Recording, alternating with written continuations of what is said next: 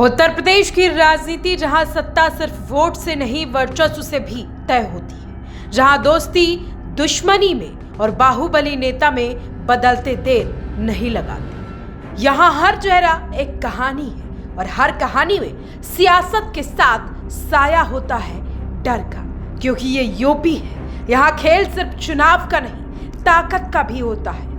मिलिए कुछ ऐसे रसूखदार नेताओं से जो अपनी राजनीति के चलते कम लेकिन अपने बाहुबल के चलते ज्यादा चर्चा में रहते हैं। वीडियो में आगे बढ़ने से पहले हम आपको बता दें कि इस वीडियो में ना हम अतीक अहमद की बात करने वाले हैं और ना ही मुख्तार अंसारी की, बल्कि उनकी बात करेंगे जो मौजूदा समय में उत्तर प्रदेश की राजनीति में सक्रिय हैं। तो चलिए सफर को आगे बढ़ाते हैं। वैसे तो हमारे देश के अंदर जितने राज्य उतने ही चुनावी किस्से हैं, लेकिन उत्तर प्रदेश की राजनीति पूरे देश में बिल्कुल अलग मानी जाती है। और हो भी क्यों नहीं, क्योंकि यहाँ पर नेता पहले तो गुनाहों के दलदल में कदम रखते हैं, उसके बाद धीरे धीरे गुनाह के रास्ते पर चलते चलते राजनीति की चौखट पर दस्तक देते हैं। यहाँ राजनीति और अपराध जगत का बेहद करीबी रिश्ता माना जाता है। यहाँ की सियासी जमीन पर कई ऐसे नेताओं ने राज किया है जो अपराध की दुनिया के बेताज बादशाह हैं। आज सबसे पहले बात रघुराज प्रताप सिंह की। गोली चलाओ क्या चुनाव होता है?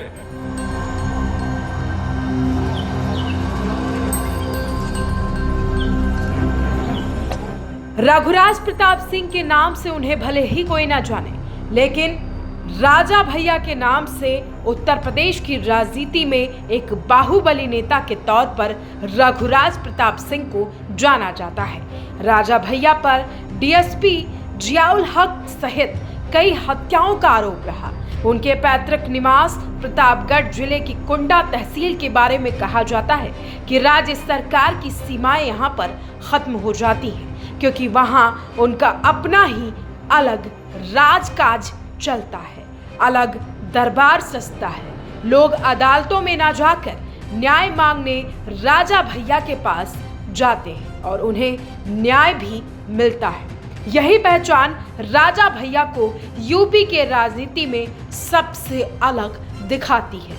अब जरा नजर डाल लेते हैं उस पहलू पर जिसकी चर्चा इन दिनों उत्तर प्रदेश की राजनीति में खूब हो रही है। जौनपुर के बाहुबली कहे जाने वाले नेता धनंजय सिंह और अभय सिंह, दोनों में इन दिनों अदावत देखने को मिल रही है।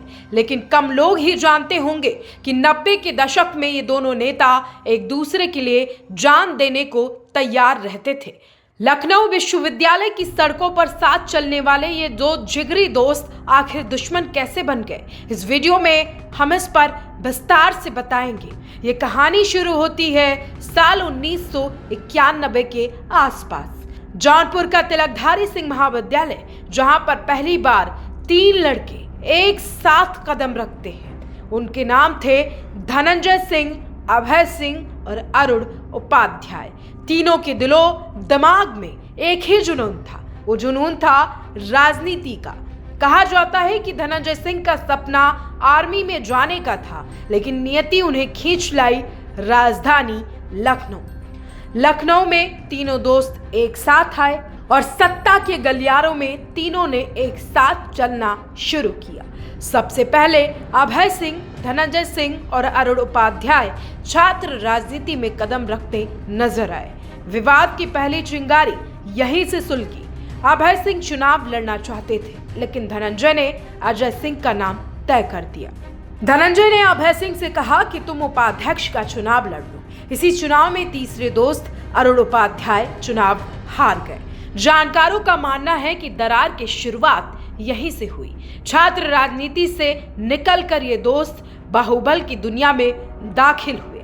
धनंजय के मुताबिक अभय सिंह का संपर्क अंडरवर्ल्ड डॉन बबलू श्रीवास्तव से हुआ और वो नेपाल चले गए और यहीं से असल लड़ाई शुरू हुई रेलवे और सरकारी निर्माण के ठेके को लेकर, जहां पैसा और रसूख दोनों था।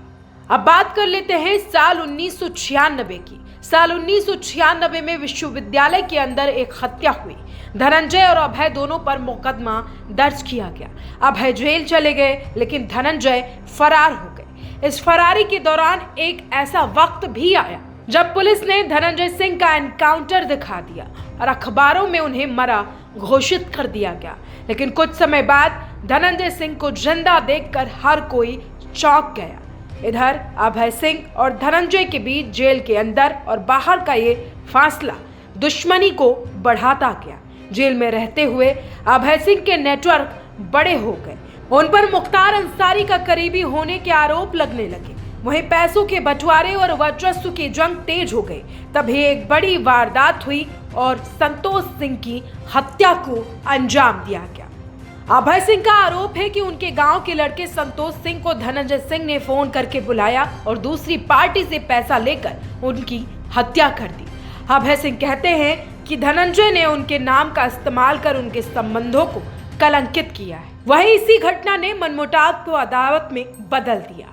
फिर साल 2022 में धनंजय सिंह रारी विधानसभा से चुनाव जीतकर विधायक चुने गए। अभय सिंह अब भी संघर्ष कर रहे थे। 4 अक्टूबर 2002 को वाराणसी के नदेसर से टासल सिनेमा के सामने धनंजय सिंह के काफिले पर AK-47 से अंधाधुंध फायरिंग की जाती है। धनंजय बाल बचे, लेकिन उनके सहयोगी घायल हो गए। धनंजय सिंह ने सीधे अभय सिंह को मुख्य आरोपी बनाया। राजनीति के पहिए घूमे। मायावती राज में दोनों नेताओं की मुश्किलें बढ़ी। 2012 में जब मुलायम सिंह यादव ने क्षेत्रीय नेताओं को लामबंद किया तो अभय सिंह गोसाईगंज से विधायक चुने गए। उस वक्त धनंजय 2 बार विधायक और 1 बार सांसद रह चुके थे। इतना ही नहीं, 2023-24 के राज्यसभा चुनाव में अभय सिंह ने समाजवादी पार्टी से बगावत कर बीजेपी के पक्ष में क्रॉस वोटिंग की। जो अभय सिंह कभी कहते थे कि मुलायम सिंह ने मेरी जान बचाई, समाजवादी पार्टी कभी नहीं छोड़ूंगा, आज वो बीजेपी के करीबी माने जाते। वहीं धनंजय सिंह आजकल कप सिरप तस्करी मामले में अपने करीबी आलोक सिंह की गिरफ्तारी को लेकर चर्चा में रहे। आज आलम यह है कि दोनों एक दूसरे पर कीचड़ उछालने का कोई मौका नहीं छोड़ते। धनंजय सिंह कहते हैं कि उन्होंने अभय को पटक दिया था और इलाज के पैसे भी दिए थे, तो अभय सिंह उन्हें गुड्डू मुस्लिम का दोस्त भी बताते चले आ रहे हैं। अब बात कर लेते हैं एक और पावरफुल बाहुबली से नेता बने शख्स की। जी हाँ, हम बात कर रहे हैं ब्रजेश सिंह की। वो इंसान जिसने यूपी की सियासत को अपनी दहलीज की कनीज बना दिया। उसने जब चाहा वो फरार हुआ, उसने जब चाहा पुलिस ने उसको गिरफ्तार किया, उसने जब चाहा चुनाव लड़ा और माफिया से माननीय बना। कहानी शुरू होती है साल 1985 से, जब एक छोटे बेटे ने अपने पिता की हत्या का बदला लेने की कसम खाई और उसी कसम ने जन्म दिया एक माफिया को। पहली हत्या, पहले बदले को, और फिर 1986 का सिकरौरा कांड भी। सुबह हुई लेकिन सूरज नहीं निकला। खून की लालिमा फैल चुकी थी। 7 लाशें, एक गांव और एक नाम, बाहुबली ब्रजेश सिंह। उस दिन सिर्फ कत्लेआम नहीं हुआ, खौफ का जन्म हुआ। समय बदला लेकिन ब्रजेश का तरीका नहीं। और फिर शुरू हुई वो दुश्मनी जिसने पूरे पूर्वांचल को जलाकर रख दिया। एक तरफ ब्रजेश सिंह का और दूसरी तरफ मुख्तार अंसारी। 2 कैंप, एक इलाका और एक ही लक्ष्य, राजगढ़। 2001 उसरी चट्टी कांड, यानी कि गाड़ियों का घेराव। AK-47 की तड़तड़ाहट और मौत का खेल। प्लान तैयार था लेकिन किस्मत बीच में आ गई। रेलवे फाटक बंद हुआ और मुख्तार बच गया। लेकिन उस दिन पूर्वांचल में जंग स्थायी हो गई। गोलियों की गूंज अब सियासत तक पहुंच चुकी थी। 2005 कृष्णानंद राय की हत्या, पूर्वांचल सुलग उठा। यह सिर्फ एक मर्डर नहीं था, यह था ताकत का ऐलान। इसके बाद ब्रजेश सिंह अंडरग्राउंड हो गए, लेकिन उसका खौफ और ज्यादा गहरा चुका था। कहते हैं वो दिखता नहीं था लेकिन हर जगह मौजूद था। 5 लाख का इनामी देश भर की पुलिस तलाश में थी। और फिर 2008 में ब्रजेश सिंह की गिरफ्तारी की जाती है, लेकिन ये गिरफ्तारी कम और रणनीति ज्यादा थी, क्योंकि फरार रहना मुश्किल था और जेल ज्यादा सुरक्षित थी। यहीं से शुरू हुआ असली खेल, माफिया से माननीय बनने का खेल। जेल की सलाखों के पीछे बैठा एक कैदी चुनाव लड़ता है, 2012 में चुनाव हारता है लेकिन हार नहीं मानता। 2016 दोबारा से वही कैदी बिना मुकाबले के एमएलसी चुना जाता है। अब आप सोच रहे होंगे कि कैसे और क्यों, तो इसका जवाब है कि यहाँ पर कोई सामने खड़े होने की हिम्मत नहीं कर सकता था। किसी में हिम्मत नहीं थी कि वहां पर वो जीत दर्ज कर पाए। ये खौफ का जनादेश था। अंडरग्राउंड रहते हुए भी ब्रजेश सिंह का नेटवर्क फैल चुका था। मुंबई, बंगाल, बिहार, उड़ीसा, हर जगह एक ही नाम, ठेकेदारी, रंगदारी।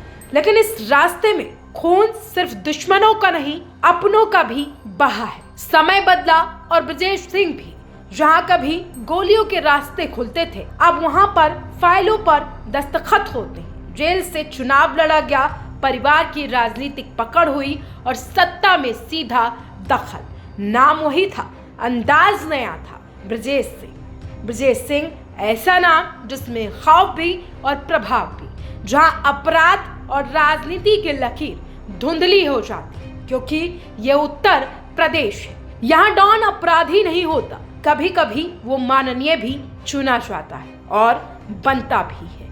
तो देखा आपने उत्तर प्रदेश की सियासत का वो चेहरा जहां ताकत, खौफ, राजनीति एक ही सिक्के के तीन पहलू बन जाते हैं। यहाँ कहानियां खत्म नहीं होती, बस किरदार बदल जाते हैं। आज के बाहुबली कल के माननीय होंगे और कल फिर नया चेहरा, क्योंकि यूपी में सियासत नहीं, एक पूरा खेल चलता है जहां जीत उसी की होती है जिसके पास दम भी हो और दांव भी हो।